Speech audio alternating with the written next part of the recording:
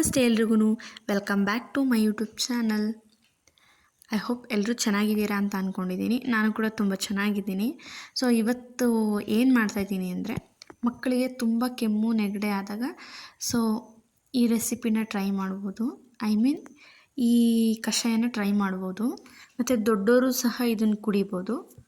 ಎಲ್ಲ ಸೊಪ್ಪನ್ನು ಸಹ ಒಂದು 2-3 ಸಲ ಚೆನ್ನಾಗಿ ತೊಳ್ಕೊಂಡು ಚೆನ್ನಾಗಿರೋ ನೀರಿಗೆ ಹಾಕ್ಕೊತಾ ಇದ್ದೀನಿ. ಈಗ ಅಂದರೆ ಕಾಯಿಸ್ಬೇಕಾಗಿರೋ ನೀರಿಗೆ.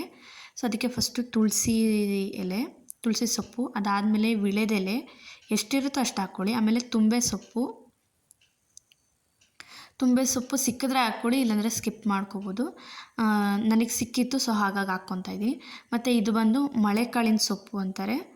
ಈ ಸೊಪ್ಪನ್ನ ಎಲ್ಲಾದರೂ ಸಿಕ್ಕಿದ್ರೆ 2 ಎಲೆ ಹಾಕಿದ್ರೂ ಸಾಕೋದು, ತುಂಬ ಪವರ್ ಇರುತ್ತೆ. ಸೊ ಅದರಲ್ಲಿ ಇದು ಒಣಗಿರೋ ಎಲೆ ಇತ್ತು, ಸೊ ಪರವಾಗಿಲ್ಲ, ವಿಳೆದೆಲೆ ಒಣಗಿದ್ರೂ ಪರವಾಗಿಲ್ಲ, ಕಟ್ ಮಾಡಿ ಹಾಕ್ಕೋಬೋದು, ಅದರ ರಸ ಬಿಡುತ್ತೆ. ಎಲ್ಲ ಸೊಪ್ಪು ತೊಳೆದಿರೋದನ್ನು ಹಾಕಿ ಅದಕ್ಕೆ ಈ ಸೊಪ್ಪೆಲ್ಲ ಆದಮೇಲೆ ಒಂದು 8 ಮೆಣಸು, ಒಂದು 8ರಿಂದ 10 ಆಗ್ಬೋದು. ದೊಡ್ಡವ್ರಿಗೂ ಮತ್ತು ಮಕ್ಳಿಗೂ ಸೇರಿಸಿ ನಾನು ಮಾಡ್ತಾ ಇರೋದು 8 ಹಾಕ್ತಾಯಿದ್ದೀನಿ. 1 ಬೆಳ್ಳುಳ್ಳಿ ಜಜ್ಜಿಬಿಟ್ಟು ಹಾಕ್ಕೋಬೇಕು. ಸಿಪ್ಪೆ ಸಮೇತ ಬೇಕಾದರೂ ಹಾಕ್ಕೋಬೋದು, ಏನಾಗಲ್ಲ, ಸೋಸ್ತೀವಿ. ನಾನು ಸಿಪ್ಪೆ ಬಿಡಿಸಿ ಜಜ್ಜಿ ಹಾಕ್ಕೊತಾ ಇದ್ದೀನಿ. ಆಮೇಲೆ 1 ಚಿಟಿಕೆ ಅರಿಶಿನ ತುಂಬ ಒಳ್ಳೆಯದು ಕೆಮ್ಮು ನೆಗಡಿಗೆಲ್ಲ. ಆಮೇಲೆ ಒಂದೇ ಒಂದು ಕಲ್ಲು ಉಪ್ಪು ಹಾಕಬೇಕಷ್ಟೇ, ಜಾಸ್ತಿ ಹಾಕಬಾರ್ದು. 1 ಕಲ್ಲು ಉಪ್ಪು ಹಾಕಬೇಕು.